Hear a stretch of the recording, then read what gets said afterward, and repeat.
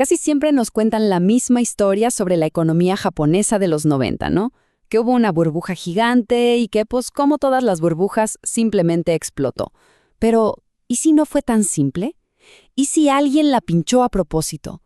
Porque lo que vamos a ver es que esto no se pareció tanto a un accidente de mercado, sino más bien a una demolición controlada. Esa es la pregunta clave. La idea de que simplemente estalló es cómoda, nos deja tranquilos. Pero cuando uno empieza a ver de cerca las decisiones que se tomaron, bueno, la historia cambia, y mucho. A ver, la respuesta corta es no, un no rotundo. Esto no fue un fenómeno natural de la economía, fue más bien una implosión, y fue provocada por decisiones muy, pero muy concretas. No fue el mercado, fueron las políticas, y de ese hilo es que vamos a tirar hoy.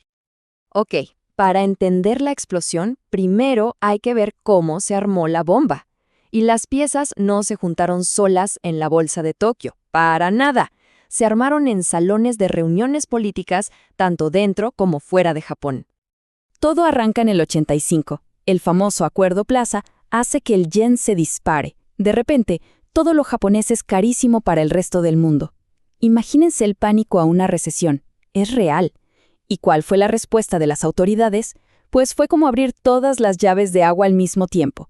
Inundar la economía con dinero barato, bajando las tasas de interés a niveles que nunca se habían visto. Esa fue la primera ficha del dominó. Y claro, ¿qué pasa cuando el dinero es prácticamente gratis? Se desata la locura. De un día para el otro todo el mundo quería un pedazo de ese pastel. Las empresas pedían préstamos gigantescos. La gente compraba propiedades pensando que era una apuesta segura.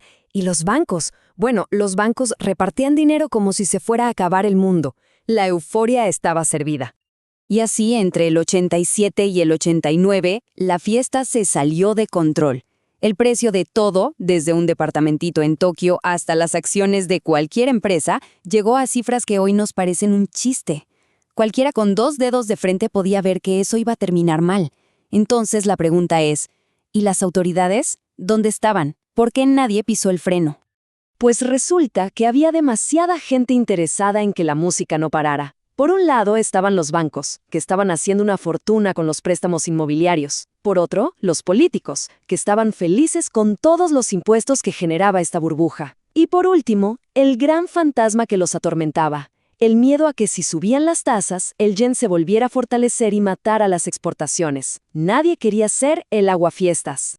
Esta frase lo resume todo a la perfección. Con tierra como garantía, obtenías un préstamo masivo. Si el precio subía, tu crédito también. Imaginen esa espiral. Más valor de la tierra significaba más crédito para comprar más tierra, lo que a su vez hacía que los precios subieran todavía más. Era como un motor de dinero infinito. Claro, hasta que deja de serlo. Y entonces, después de años de mirar para otro lado, las autoridades por fin decidieron actuar. Pero no lo hicieron con un extintor, lo hicieron con dinamita. Entre 1989 y 1990, tomaron 2 decisiones que no solo apagaron la fiesta, demolieron el edificio entero. Estos fueron los verdaderos detonantes. Fue un ataque por 2 frentes. Un 1-2 letal. Primero, el Banco de Japón les subió a las tasas de interés con una fuerza brutal. Y casi al mismo tiempo, el Ministerio de Finanzas les cerró el grifo del dinero al sector inmobiliario de un solo golpe. Una combinación fatal. Miren nomás la velocidad de esto. En poco más de un año, pasan del 2,5% al 6%. Esto no fue un intento de enfriar la economía poco a poco. No. Esto fue el equivalente a ir a 200 kilómetros por hora y clavar los frenos de golpe. Y aquí está la clave. El problema no fue frenar, sino cómo frenaron. Después de años de dejar que el coche agarrara cada vez más velocidad, en lugar de buscar un aterrizaje suave, decidieron estrellarlo contra un muro. El crédito se secó, los compradores desaparecieron, y todo, absolutamente todo, empezó a caer en picada. Pero si la subida de tasas fue el primer gancho, el Ministerio de Finanzas dio el golpe de knockout. En japonés tienen una expresión perfecta para esto, Todomeo Sashita, que significa el golpe de gracia. La acción que garantizó que la burbuja no se desinflara, sino que reventara en 1000 pedazos. La medida tenía un nombre súper burocrático: control de volumen total o Sorio-Quise. Pero la orden era brutalmente simple: se prohíbe dar más dinero al sector inmobiliario. Y punto. La intención quizás era buena, pero hacerlo en ese preciso momento fue como quitarle el paracaídas a alguien que ya estaba en plena caída libre. El efecto fue inmediato. Piénsenlo, las tasas de interés por las nubes, y de repente el flujo de dinero se corta de tajo. Las ventas de propiedades se congelaron. De un día para otro, todo el mundo quería vender y nadie podía comprar. El mercado literalmente se quedó sin oxígeno, se asfixió. Uno podría pensar que después de semejante desastre, lo peor ya había pasado. Pues no, la explosión fue solo el principio. Lo que vino después, la forma en que manejaron los escombros, fue lo que de verdad condenó a Japón a décadas de estancamiento. Los errores no terminaron ahí. Fue una auténtica cascada de malas decisiones.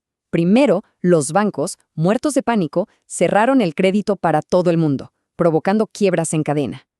Luego, en lugar de limpiar el desastre, decidieron esconder la basura bajo la alfombra. Ocultaron por años préstamos que sabían que nunca iban a cobrar, convirtiéndose en bancos zombies. Y mientras tanto, el gobierno, pues llegó tarde y con medidas insuficientes. Y todo esto dejó cicatrices profundas que duran hasta hoy. Los bancos le agarraron pánico al riesgo. Las empresas, en lugar de invertir para crecer, se dedicaron a guardar dinero bajo el colchón. Y los salarios, sobre todo para los más jóvenes, se estancaron. La economía japonesa, en esencia, perdió su chispa, se quedó paralizada.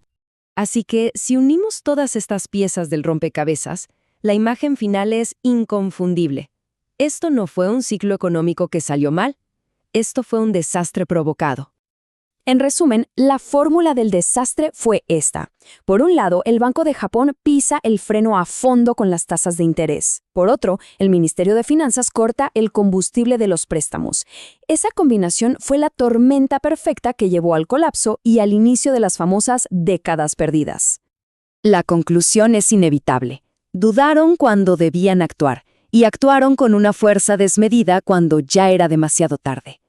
Esto no fue un huracán económico inevitable. Fue, como lo definen perfectamente en Japón, un Hinsai, un desastre hecho por el hombre. Y todo esto nos lleva a la pregunta final, una que sigue resonando hoy en día. Ya vimos toda la cadena de errores. Ya vimos cómo se pudo haber evitado la catástrofe. Pero la pregunta de verdad es, la próxima vez que veamos inflarse una burbuja, y créanme, la vamos a ver, ¿recordaremos esta lección? ¿O estamos condenados a cometer los mismos errores una y otra vez?